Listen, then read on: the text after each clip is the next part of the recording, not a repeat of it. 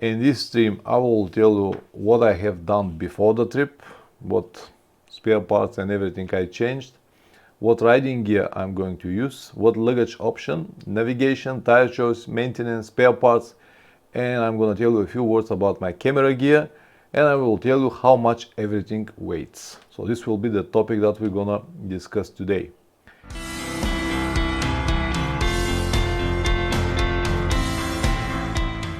Alright guys, I'm not gonna wait any longer. If anyone comes. If not, I'm gonna continue just with you. Thank you very much for coming. You're very persistent every time you're here. Thank you very much. So on this stream, we're gonna discuss how to pack for a long motorcycle trip. I've got a number of videos on this topic, but now in this stream, I'm gonna tell you exactly what are my plans. Exactly what I plan to take with me on my upcoming trip. Exactly on this trip. Everything that I'm gonna take with me. And let's now start with the first, what I have done before the trip. Because as I told you so many times, everything you do before the trip will help you during the trip. And I hope that with everything that I already done on the bike will help me to have a trouble-free trip. Of course, nothing is guaranteed, but at least we have to do everything that we can and then believe that it will go just fine. Anyway, the things that I've done before the trip, first are my oil and filter change. This is necessary before the trip, even though the oil that I've got now on my bike was on around like no more than 2,500 kilometers. I've changed it. It was a fresh oil, but I've changed it because in the next 7, almost 8,000 kilometers, I wouldn't be able to change it. So I'm gonna have like 3,000 kilometers to Russian border, and then I'm gonna have another 4,000 kilometers, so a little bit more, to reach Novosibirsk. And in Novosibirsk, I plan to change the oil again. So as I said, it's around 7,000-8,000 kilometers. Usually I change it on 5,000, but now on this trip I don't have this chance. It's not that I cannot do it, but it will be just too much and I have to look for solutions where to change it and how to do it. On the other hand, Novosibirsk is already planned. I've got a friend over there. He's gonna order oil for me. I'm gonna tell you a little bit more later what exactly I plan to do. But this is the idea for now. So before the trip I changed the oil and filter. And of course I clean my air filter because I have a K&N filter. So I just remove it, wash it, clean it, dry it and lube it after that and put it on the bike. So I might need to do it one more time because the roads that are in deep Siberia are very dusty. But I can do it anywhere without any problems. That's why I've got this K&N filter, because I don't need to take a spare filter with me. I can just remove this filter, clean it, lube it and put it back again. If I have a normal paper filter, I should have spare with me. And filters are not big, but they are bulky and you have to have some kind of box to protect it, otherwise you might smash it in your luggage. That's why I prefer to have this K&N filter. I've got a new tires. They are not new anymore. They are around 2,000, maybe almost 3,000 kilometers, but they are still like a new tires. They are Mitas AO7 Dakar tires, AO7 Plus Dakar tires. This is the brand and the model of the tires that I'm gonna use. They are not very good solution. I have made a video about these tires a while ago, but these are the tires that I've got at the moment. I don't like them very much, but they will help me to reach Novosibirsk. So they will, until there, they will got like 10,000 kilometers and I'm sure they will be fine. And once I reach Novosibirsk, I'm gonna change it with another set of tires for my road to Magadan. I'm gonna tell you this about this a little bit later. So I will have also a 4mm tubes. I already got these tubes on my tires. So I've got these heavy duty 4mm Michelin tubes. The reason I've got these tubes because they are more durable. They're not gonna prevent any puncture, but they will prevent, maybe they will wear much longer.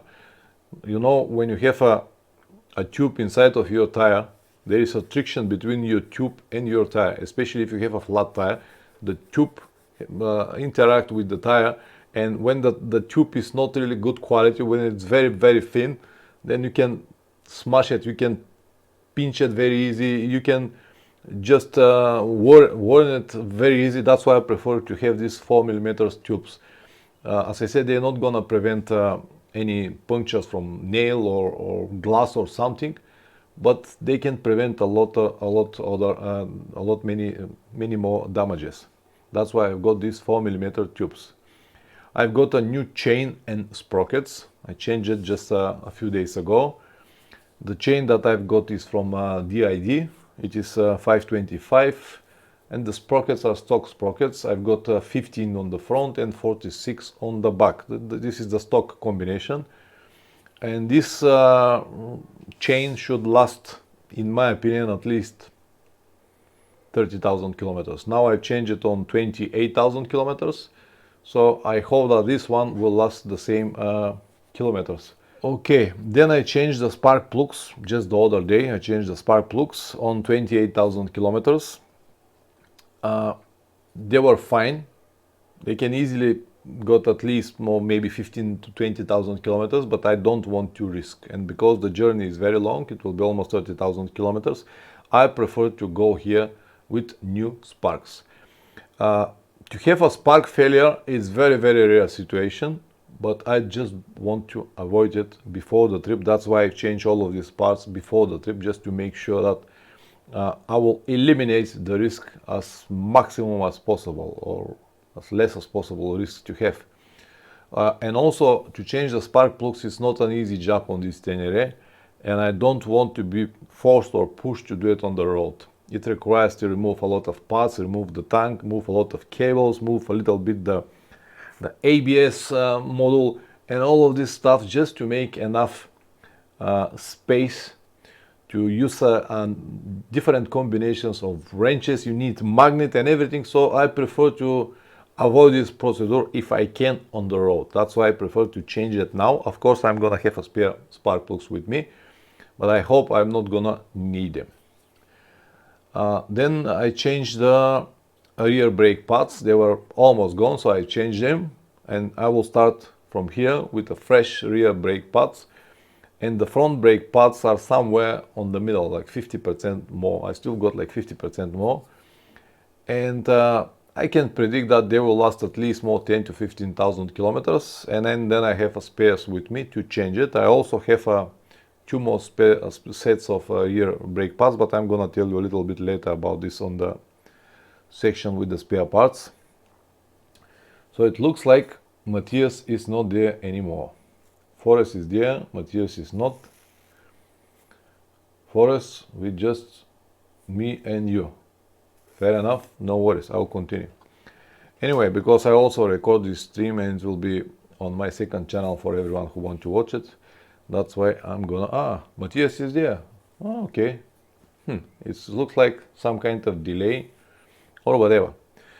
I'm sorry, Matthias. Okay, so I've got a new rear brake pads, I already told you.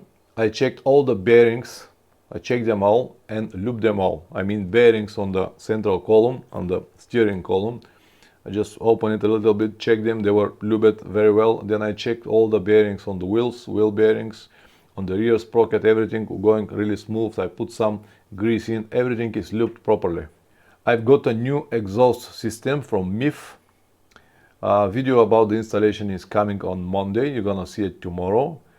It was sent to me for free from Italian company MIF. It's the exhaust that going under the seat, actually, like this enduro style, and it's prevent the damages if you drop the motorcycle on the right hand side. It's a good option. I really like this exhaust. It's a little bit louder than the stock exhaust, but it's not really something that will worry me when I ride. It's fine. I tested for almost like 2 weeks, like almost 1,000 kilometers before I decided to go with this exhaust, but everything so far is good. And as I said, it will eliminate the possibility to damage the exhaust if I drop the bike on the right hand side. and I will probably drop it somewhere on the difficult terrains. Anyway, I have a new springs on my Tenere. Springs, you already know probably if you watch my videos. I changed the front springs and the rear shock spring based on my weight. I have a different rate of the springs exactly for my weight. I also installed a socks on the front forks to prevent damages on the shiny part of the forks. I've got this. I've got a small plastic chain guide on the rear side of the chain where the rear sprocket is. I've got this chain guard over there. The purpose of this chain guard is to prevent a branch or something to go between the sprocket and the chain and lose the sprocket from the chain from the sprocket, which may cause a lot of damages. That's why I've got this chain guide. It was very cheap, something like 10-15 euros, but it really could save you a lot of problems. And I have a different bash plate, as you know, from Turkish company Moto S to protect the motorcycle, the engine underneath. And something that most of the people won't expect from me, but I just removed my crash guards 2 days ago. If you watch my videos, you will know that I never been a big proponent and never promote so much crash guards. I never like crash guards much. When I bought my Tenere, I installed a lower crash guards on my Tenere because they were protecting the water pump, and I really like them. They were very small, intelligently stayed, and not really noticeable, and I like them. I did not like the option with upper crash guards. They look terrible for me, and they make from this nice and slim motorcycle looks like a fat motorcycle, and something that I never liked. But anyway, when I changed my bash plate, the engine guard, I find out that the lower crash guards cannot be mounted with this engine guard. And because the engine guard was more important than the crash guards itself, because the engine guard already protect the water pump, that was the reason, the first reason to have the crash guard, I decided to remove it and change it with the upper crash guard, still to have some kind of protection on the side panels of the motorcycle. But then, from the moment I installed it, I did not like it at all. And every day when I was riding this motorcycle, it was just like a pinch on my eye. I just don't like them. And a few days ago, I just decided I'm gonna remove it. And I just remove it. And believe it or not, they are only 5.5 kilograms, like 6 kilograms altogether, but it's really noticeable when you remove it. It became like a different bike. So when you have these 6 kilograms on a very high position where the location of the petrol tank is, it is noticeable when you ride it. And now I don't have it from 2 days, and I feel the motorcycle so light and I enjoy it so much. And I do not worry so much about the damages, the possible damages that could be done on the motorcycle because of the lack of crash guards, because this is very slim motorcycle, and if you drop it on the side, usually the handlebar will hit the ground and the foot peg. So this part, the side panels or the plastics on both sides will be almost untouchable unless you have some rocks, rocky terrain or something to touch it. And even if I touch it, okay, I'm gonna break it, and this is not a big deal. I'm gonna change it anyway if I break it. So I prefer to travel light. I prefer to have as less as possible luggage, because the area that I'm going, it should be fine, but I might have some really difficult terrains, and I prefer to be there as light as possible. Believe it or not, you're gonna see later with my luggage, I try to minimize it even more than usual, because every kilogram matters at the end. So I'll actually easily remove these 6 kilograms by just removing the crash guards. The other kilograms that I have extra on my motorcycle are from a center stand, but I don't want to remove the center stand because it's important while you travel. And it is also positioned on very low position, but the crash guard was really noticeable. Because now in the last 2 years in Varna, in the shop in Varna, they sold almost 15 new Teneres, and 95% of these Teneres are coming to my friends and mechanic plumber garage for service, for oils and everything. And every time when I push one of these Teneres inside of the garage, just like that, when they are brand new, they are so light. And then when I push mine, it looks so heavy. I feel it so heavy. And then the other day when I made a video about the real weight of the Tenere, now I realized that motorcycle now weight 220 kilograms. And the difference between stock Tenere and mine Tenere was 15 kilograms, but they're really noticeable. That's why when I removed these 6 kilograms now from the crash guards, everything became a little bit better. So anyway, no more talks on this topic. I removed the crash guard. So these are the things that I have made before the trip, and that in my opinion are necessary for every long trip, especially if the trip is more than 5,000 kilometers. If it's just 1,000 or 2,000-3,000 kilometers, it's fine, you don't need to do all of this. But when you expect to have a lot of miles, better is to do all of this. As I said, everything you do before the trip will help you during the trip. Okay, this was what I have done before the trip. The second topic that I would like to discuss now is what riding gear I'm going to wear on this trip. So I'll start with the helmet.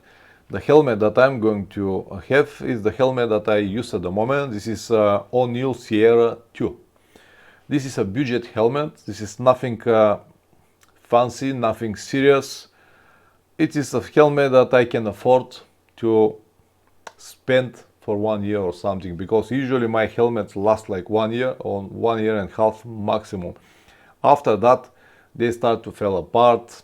The paddings are usually smashed very much. They became dirty. I know very well that I can remove them and eventually wash them, but once you remove them and wash them, they never got the same shape again. And you know, when you buy your helmet, it's like this, it's very tight to you, and after a year it became loose and loose and loose. And this is the situation with my helmet at the moment. So I'm gonna use it for this trip, and when I come back I'm gonna change it because it will be already worn out. It doesn't matter that it has like no more than, I don't know, 30-35,000 kilometers, but it's the time that destroyed, not exactly the kilometers. And not only the time, but also the times that you can have it on your head and then remove it, and the hours that it's spent on your head, because in your head, because you might have a helmet from 3 years, but if you ride only on the weekends, you're gonna just put it once or twice per week. But if you're on the trip and your trip lasts 1 month, you're gonna have it every day for 7, 8 to 10 hours per day. And when you calculate the time, you'll understand that this helmet is pretty well used. That's why I decided to go for budget options, because even if I go for 1,000 euros helmet, something that I don't want to spend, it will last more or less the same time.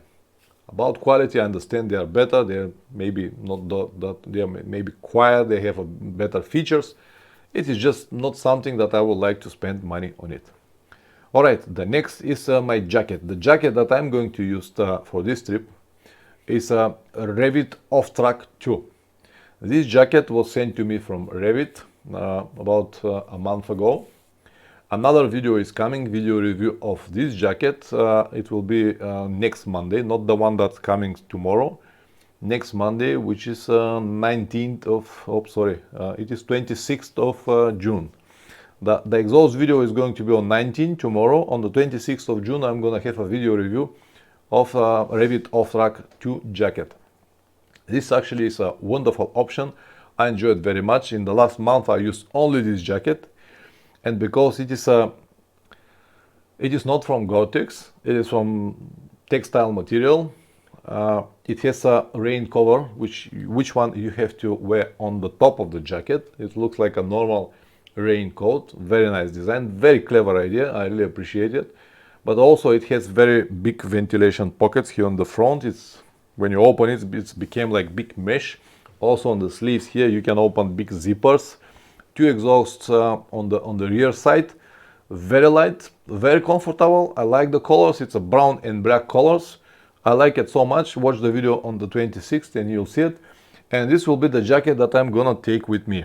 It has also warm linings that I'm not gonna take with me because I don't expect cold days. But the rain gear, as I said, it's a fantastic option because you don't need to have it underneath of the jacket as they have it on the old model.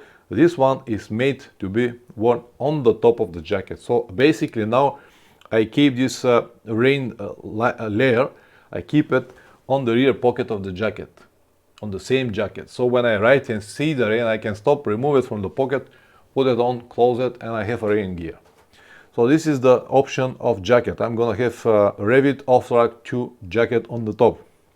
On the bottom, I'm gonna have pants from Dominator GTX, the pants that I got from many years. I've got this Dominator GTX, it's a Gore-Tex gear. It was sent to me from Revit many years ago. And the bottom pants were pretty much worn out. I even burned them on one exhaust maybe a year ago. So they sent me the new model of the same Dominator GTX pants. They are made from Gore-Tex with very good ventilation here on both sides and exhaust ventilations on the back. You can watch all of this in the video. So I'm gonna have these pants with me because they are from Gore-Tex. And the reason I'm not gonna take a Revit Off-Track pants, they also got a nice pants with big pockets and everything, but they are not made from Gore-Tex, which is mean that when starts rain, I have to stop and put some rain pants on the top or underneath what they have it. But with the Gore-Tex pants, I don't need to worry about it. They hold really well for at least 4 to 5 to 6 hours heavy rain, so I have no problems with that. As long as I'm gonna get my rain jacket on the top, Gore-Tex pants on the bottom, and this combination works fine for me. Yeah, it might be hot, but it will be hot even with a normal pants, so I can live with it. The boots that I'm gonna use are the boots from Revit Expedition H2O. Fantastic boots. The more I use them, the more I like them. And as I said in the video that I have done for these boots, I think 2 months ago, they've got only one problem: the price. They're very expensive, but fantastic comfort, fantastic protection, fantastic design. I really love them. But because they are free for me, I can enjoy the ride with these boots. So I'm gonna have, once again, Revit Off-Track 2 jacket, Dominator GTX pants, Expedition H2O boots. I'm gonna have 2 sets of gloves. I'm gonna have one light summer gloves that I'm gonna use almost every day basically. And I have another one set of stars which are made from leather, and they're waterproof in the case the weather became cold or I need to have a different type of gloves. But usually every day I prefer to ride with this light summer gloves. I feel more comfortable for them. I don't mind even if it's rain to make them wet. They can dry very fast after that. So this will be jacket, pants, boots, gloves, and I'm gonna have my hydration pack with me. I always have it on the trips. It's a 2 liters hydration pack. It's made from the brand name Source. I told you many times about it. So this will be my riding gear. This will be the gear that I'm gonna use every single day on my trip. So this will be the gear that will stay on me, not on the luggage. Luggage is completely different. The gear that I told you will stay on me. For clothes, riding clothes, the riding gear that I'm gonna have on me all the time. So everything that I told you will stay on me, not in the luggage.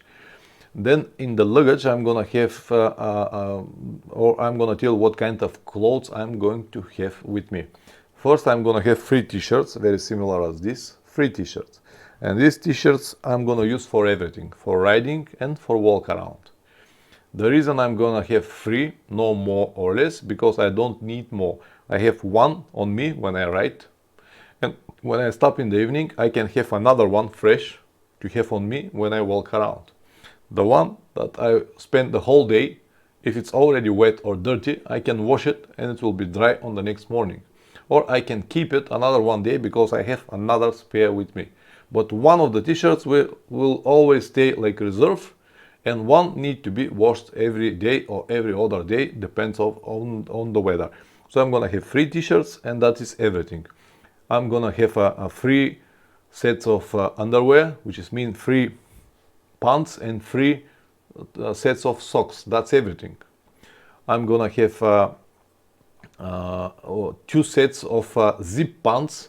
They're very light zip pants. Very light. When I twist them they became like that big, nothing more, and weight no more than 300-400 grams. They are very light and they are with zippers on the knees. So if I want to have shorts, I can remove the zippers and I'm gonna have shorts. If I want to have long pants, they will be long pants. The reason I have 2 sets instead of 1 is because, first, because they are very light, And secondly, because if I wash one of the pants, I may not have another to have to replace it if the weather is not that hot to dry it quickly. And if for example I go to the local hotel and I decided, okay, these pants are so dirty, now I have to wash them. If I wash them, I have nothing to go out and walk around. That's why I prefer to have a second set with me. And because they are light, 2 sets, that's it. I have one very, actually they're here, I can show you, but anyway, I have one very light set of shoes. I can show you these shoes. They're like this, they're very light, made from leather, and they don't take much space in my luggage. So see basically how thin they are, like this.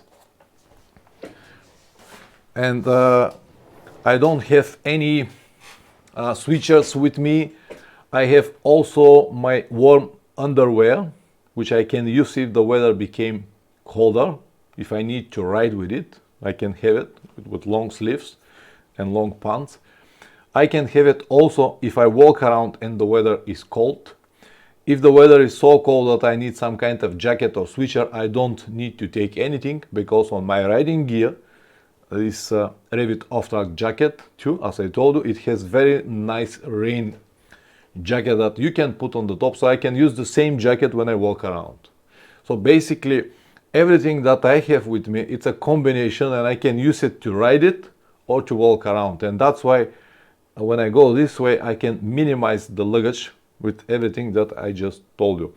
So clothes, once again, 3 t-shirts, 3 sets of socks, 3 sets of underwear, 2 zip pants, walking shoes, and that's it. On the side of that, I've got my toothbrush. I never shave on the trip, so I'm not gonna have anything like this. I have one dry stick, very small like this, that I use when I took a shower, just under my arms. And brush paste. That's everything I've got. I don't have any lotions, I don't have any perfumes, I don't use any of this while I travel. So my pack is very small. I also have 2 towels, one with big size like that if I have to take a shower, this size, but it is made from microfiber. And I have another one very small like that if I just want to dry my face. So that is everything that I carry with me when I don't ride. Shoes, zip pants, t-shirts, socks, underwear, that's it. And one hat. I'll take this hat with me because I like it. Okay, this is about clothes. Now, luggage options. As you know, or maybe you don't know, I don't know, but I use soft luggage. I prefer to go with soft luggage, with one specific reason: to minimize the weight of the motorcycle. And because I don't have much luggage with me, I prefer to go soft. The saddlebag that I use is with the shape of horseshoe, and it is the perfect bag that I have found to travel with. I'm not saying that this is the best on the world and everyone should go with this. This is the one that's with me, works fine for me, and actually even when it's full, I don't feel it on the motorcycle because of the shape that it has and because of the possibility to have low center of mass to everything that you put in. Also, it is 50 liters, but basically you cannot put inside more than 40, probably 45 liters because of its construction. Inside it has another one like additional bag that going inside, and it's actually taking some cubic millimeters of the space. That's why I said you cannot have more than 45 liters. But I like this because I cannot overweight this bag. I just cannot. Even if I want to put many things inside, I cannot, because there's no space. That's why I love it. It's attachable to the bike with the straps, 2 straps on the top and 2 straps on the bottom. And once you attach it and tighten it, it stays there, and as I said, I don't feel it. So this is my luggage option. On the side of that, I've got one tank bag, very small tank bag. It is actually here.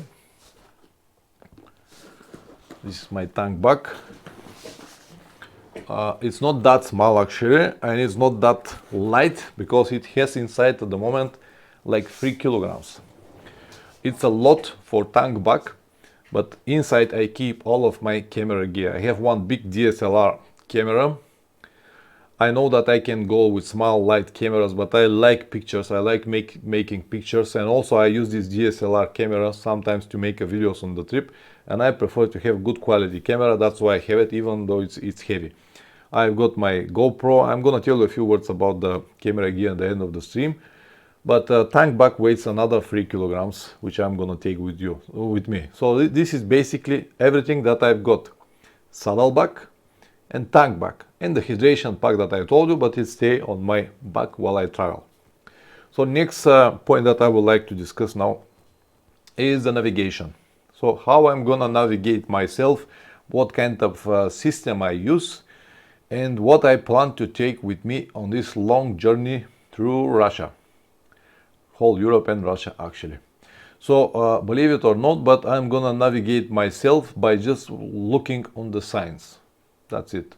I'll check the signs. For example, Monday I need Budapest, then I'm gonna need Hungary, then I'm gonna need Poland, Slovakia, then I'm gonna need Poland. I know what towns I have to reach, and I will look for signs, and this is how I'm gonna navigate myself.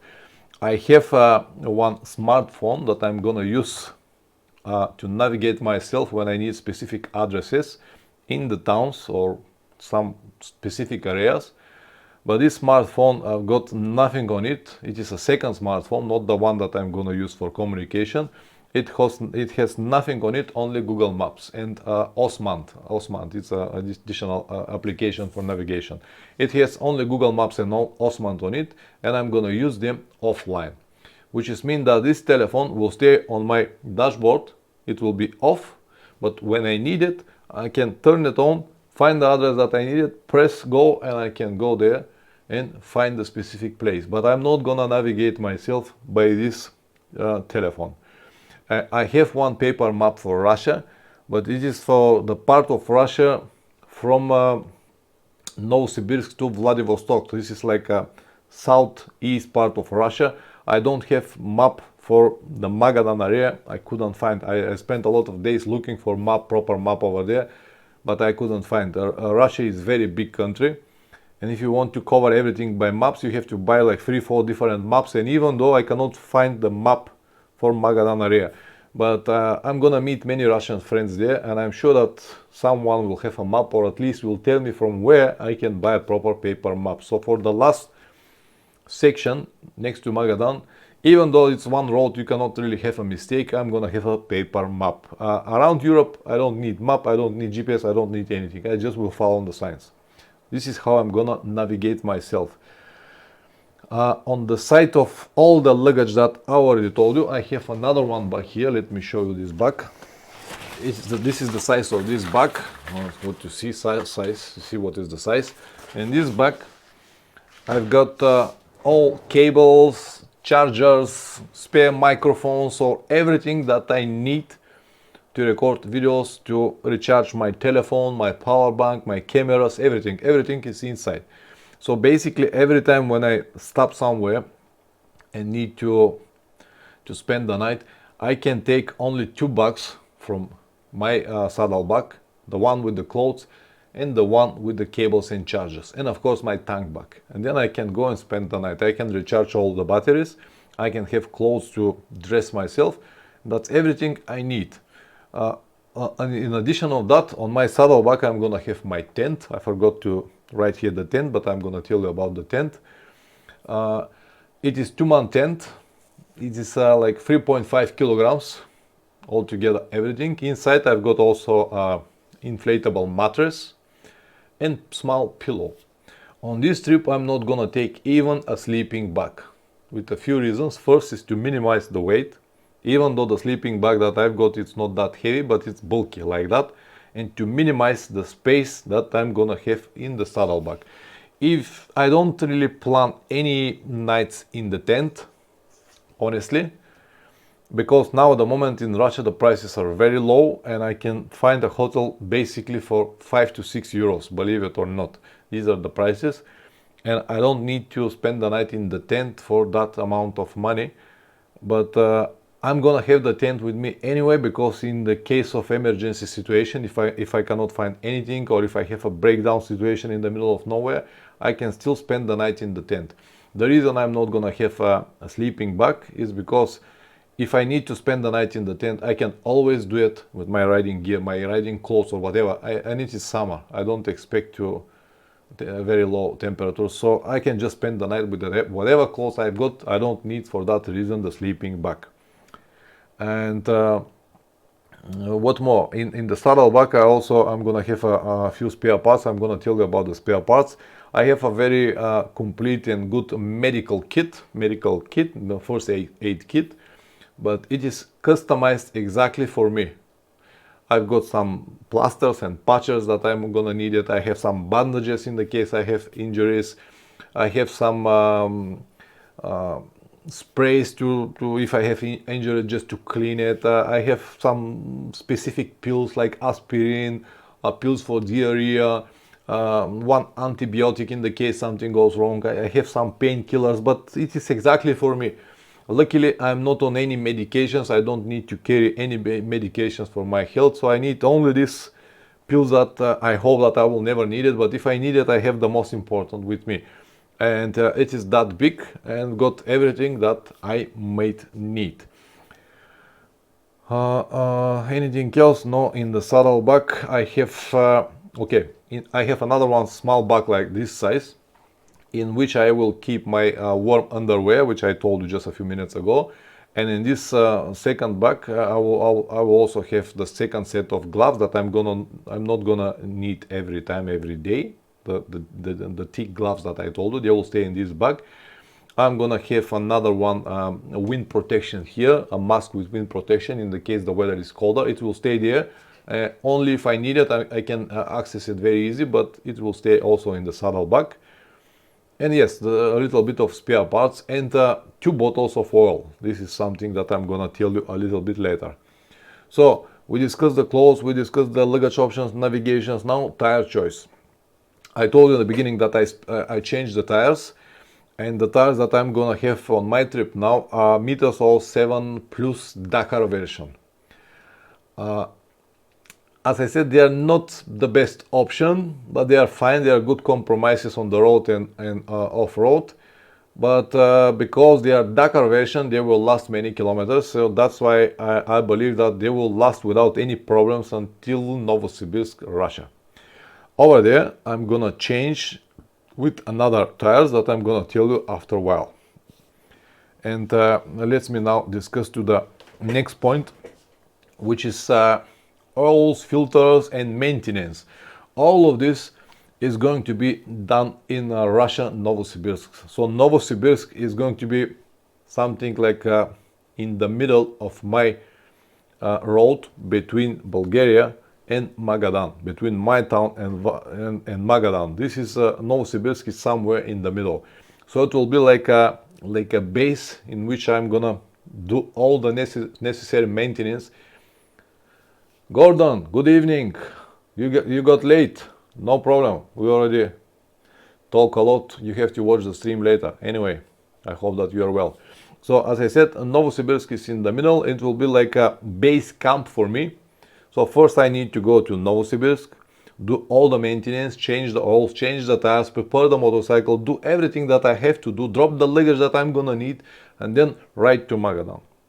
On the way back from Magadan, again, I'm gonna stop on Novosibirsk, change the oil, change the tires, take the luggage that I have to take, and go back home. So it's like a base camp or something like a base in the middle of the destination that will help me to complete the trip successfully. Luckily for me, I've got a friends over there that already organized everything for me.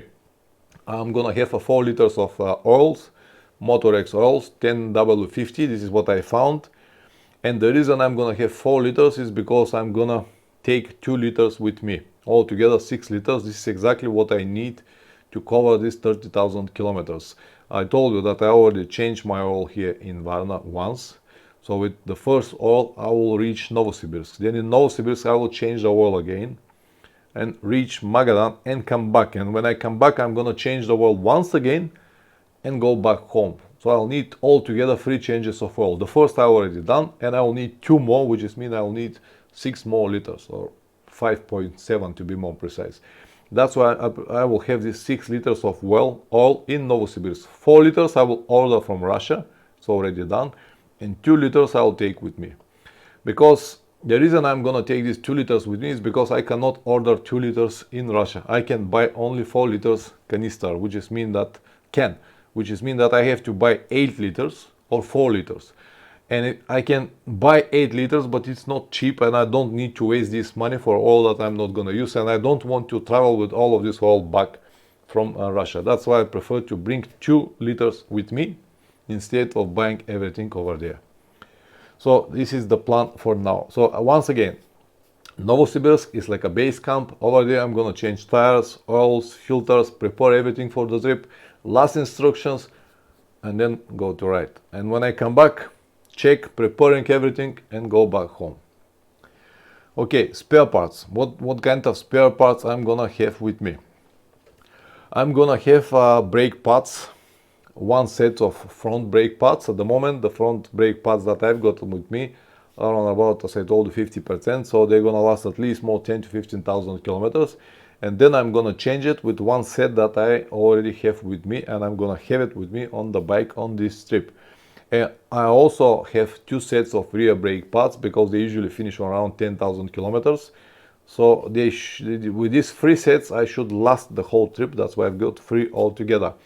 I have a spare clutch and brake levers in the case I break mine.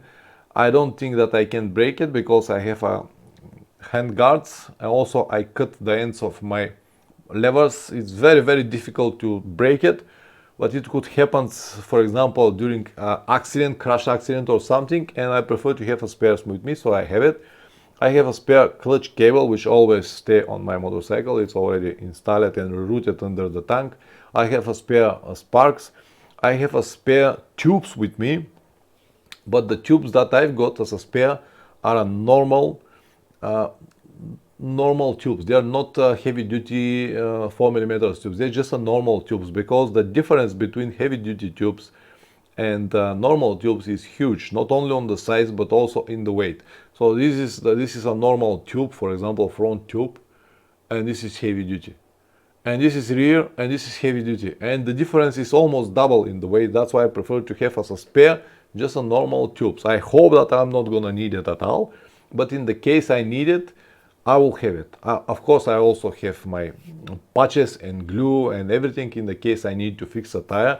I have my tire brake levers, very big and heavy. I attach them on the right side of the motorcycle. They are attached to the rear passenger pack and the bracket of the exhaust. I attach them with metal holders, and they will stay there all the time. They're not gonna be on my luggage, they will stay on the motorcycle, but I have it with me. I'm gonna have 1 chain spray with me to lube the chain. I usually do it once per day. Usually when I finish the day, I lube it if I don't forget, but I never worry so much about the chain. I never clean it on the road. I never actually clean the chain at all. And I'm sure that it will last the whole journey without any problems. I will have also 1 tire foam that you can fix a pinch tire. It usually works for tubeless tires, and the reason I have it is because it might save me, to help me to go through the difficult situation if I have a puncture somewhere in the middle of nowhere, in the middle of the night, or in very difficult terrain. I believe that this foam could help me to lift the tire and just escape from this situation, and eventually after that fix the tire. It is not guaranteed. I never tried before, but I have heard some people try it, so it might work. That's why I have it. Even though it's a little bit heavy, I prefer to have it with me. On the side of that, the tools that I'm gonna have with me are just a basic, everything that I need on my bike. I have videos about the tools and everything that I've got, so you can watch it on my channel. Basically, I've got all the numbers that I've got on my motorcycle and that I might need to change something or to do some kind of maintenance during the trip. I don't have special tools to make a very heavy repair works, because they are not possible to be made on the road anyway. Just for simple maintenance or something that I might need to do on the road. And my tools are usually like 2 kilograms, something like that, and they always stay on the bike, not on my saddlebag, because I want to have them all the time. Sometimes when I stop in the hotel, for example, I can drop the saddlebag and go right around to see something, and I prefer to have the tools with me. So let me now tell you some numbers. The bike in its condition now, without the crash guards, will weigh around 215 kilograms, something like that, 215 kilograms. So I've got almost 10 kilograms on the top of it, on the top of its stock condition. They comes from the bash plate and from the center stand, and a few more things that I attach on the bike. The saddlebag that I'm gonna have now at the moment, weight, everything loaded inside, ready to go, weighs 15 kilograms. But in these 15 kilograms are included 2 liters of oil that I'm gonna bring over there, 2 liters of oil that I'm gonna remove when I reach Novosibirsk, which is mean that it will be left with 13 kilograms. My saddlebag, my tank bag is around 3 kilograms, which is basically mean that I'm gonna travel with 16 kilograms altogether for the whole trip. 16 kilograms altogether, 1-6, for the whole journey.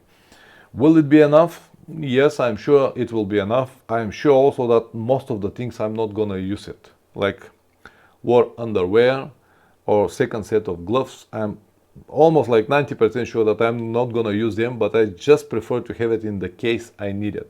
As I said, this combination of the riding gear off-track 2 with this jacket on the top saves me a lot of space to bringing different jackets or different switchers, something to use when you don't ride. And yes, that is everything. 16 kilograms of weight. Yeah. Now a few words about the camera gear that I'm gonna have with me and the chargers, because some of you may decide to film something on their trips, and just to have a basic idea what I carry to film my trips. So basically I'm gonna film the whole trip, everything, with just one camera, one GoPro Hero 7. This is what I have. And when I ride, it will stay on my helmet. When I don't ride it, it will stay on one small tripod. This is the tripod that I've got, which is with a bolt head that you can move like this in every direction. And when I don't ride, I will remove it from my helmet and have it on this tripod, go around and film everything. The reason I use only one camera is because I want simplicity. If I focus too much on the filming, if I travel with 2, 3, 4 different cameras, which by the way I have made in the past, the trip became on the second place. But for me, the trip is the most important, and the second is filming and YouTube channel. That's why I prefer to have just one camera, which is not a problem to use one camera while I travel, but it's a problem if I have multiple cameras, so I have to think about different locations, different camera angles and everything. All of this will actually kill the whole trip. So I'm gonna have one camera. When I ride, it will be on my helmet. When I don't ride, it will be on my hand. With this camera, I can film the areas that I plan to stay in the night, or the food that I eat, hotels, or when I ride, the places, the surroundings, the scenes and everything. And when I will edit and upload all videos when I come back home, safe in one piece. I'm not gonna upload any long travel videos when I'm on the trip. I'm gonna upload on the second channel, Motorcycle Adventures Live, only short updates, 2-3 minutes every day or every other day, just to let you know how everything is going. But the long, detailed videos will be when I come back home, safe in one piece. On the side of the camera that I've got, I already told you I've got one big DSLR that I will use for still pictures, or for some specific videos that I will plan to make while I'm on the road. I will still upload videos on my first channel, Motorcycle Adventures, probably once per week or whatever is possible for me. But the videos that I'm gonna upload there, they are not going to be about the journey itself. They will be on different topics like the usual videos that I upload. And of course, there will be non-edited videos, which is mean that I will position the camera somewhere press the button and talk whatever I want to say, and then turn it off, and that will be the video. No edition process, no logos, no effects, nothing, just simple videos. That will be. On the side of the DSLR and GoPro camera, I've got another one GoPro camera as a spare in the case this stops working. I have 2 different sets of microphones to use, like the microphone that I use now. I have 2 different sets. I have another one microphone for 2 people if I have to make different interviews with 2 people. And I've got all the chargers that I need for these things. They are not that many. They are like 3 different chargers, which is mean cable. They are all Type-C cables with adapters. I have 3 sets of this. And I also got a, let me show you here. I've got this splitter with 3 different sockets. So I have 3 different adapters which I can plug here.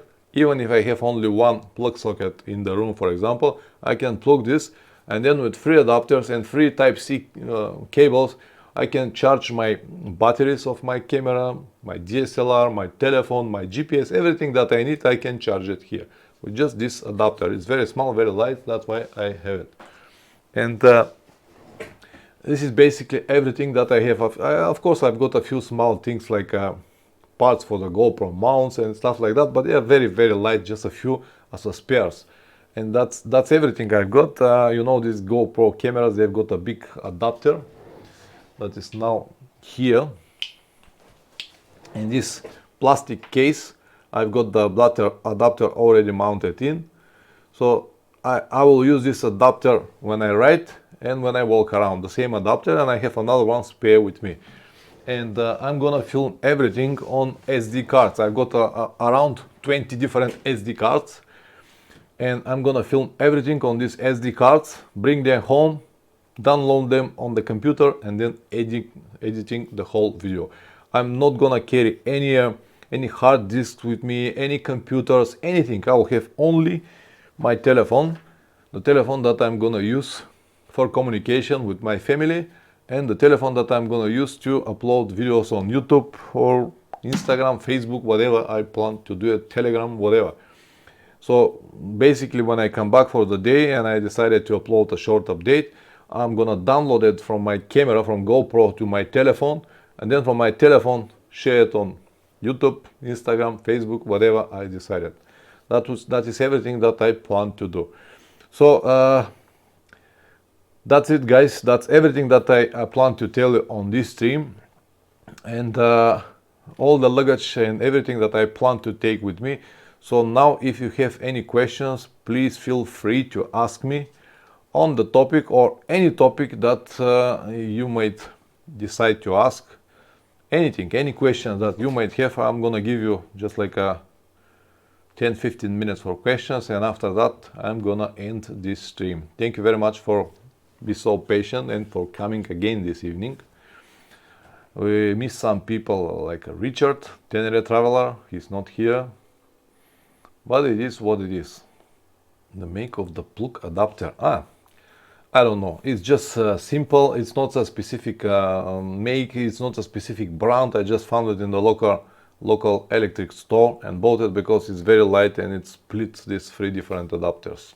No name. Thank you very much, Forrest. I'm glad that it's useful. I hope that it will be useful for people that are gonna watch the stream after that. These microphones, I've got 2 different sets of these lavalier microphones. They are from Rode. Very expensive option. They cost like 70 euros, one of these lavaliers. And the reason I've got 2 more with me, because the other day, if you remember a few more streams, maybe about a few weeks ago, I've got a problem with the microphone. So one of the microphones somehow was cut or something. So I bought another set with me. Matthias,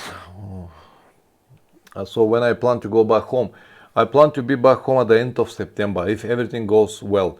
So from 15th to 17th of September, I'm invited in one meeting in Latvia, outdoor enduro meeting over there, adventure meeting.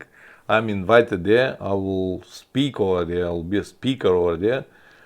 So At the beginning, I was planning to go to Magadan and on the way back to Bulgaria to go through Turkey, but then I realized that if I go to Turkey, then I have to travel all the way to Latvia again, which is means 3,000 more kilometers, which is basically mean that I will cross the whole Russia once again and go and get out of Russia in Latvia, then go to this meeting. And after the meeting is over, which is means 17, on 17 I will hit the road back to home, which is mean that I will be back probably around the end of September. This is the plan for now. Yeah, the end of September. I cannot wait to start. Cannot wait to start. Thank you very much, Forrest. The same for you. Wish you all the best. Yeah. If you want to see more detailed information about the spare parts that I've got or the tools I'm gonna have, you can easily find it on my channel. I got 2 videos with the spare parts and tools and everything, so you can have more information about it. Yes, it will be a long journey. I really look forward, but I have been in Russia 4 or 5 times already, and every time when I have been in Russia, I've been with a very short touristic visa, 1-month visa, and every time I had to ride so many kilometers, like 1,000 kilometers per day, and it was not a pleasure at all. And this time, because I've got this 3-month visa, I have all the time that I needed, and I can afford to have like 3-4 to maximum 500 kilometers per day, basically less than that.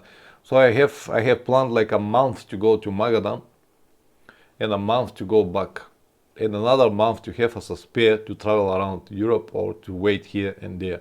So that's why it's so nice now. I don't need to punish myself to ride so many hours and days, day after day, and it is nice. Yeah, it's nice. If no questions, that means I covered everything good. So thank you very much, guys, for everything. Thank you very much for your time. As I said, this will be the last stream for now. I hope that everything will go well, and I will be back with many new impressions and many more stories, and of course with more knowledge that will eventually help you and many people like you. You should say Pavlin, wait to see. Thank you very much, Matthias. Yeah, I can't wait to ride over there. I know Russia, I've been there before. It's a wonderful country, wonderful people. I'm sure that I'm gonna enjoy it. Thank you very much, Gordon. Thank you very much. All right, guys, I'm gonna end the stream here. Thank you very much for coming once again. Thank you very much for support. Thank you for being my Patreon channel members, whatever you are at the moment. It's I really appreciate all of this. So see you somewhere on the road.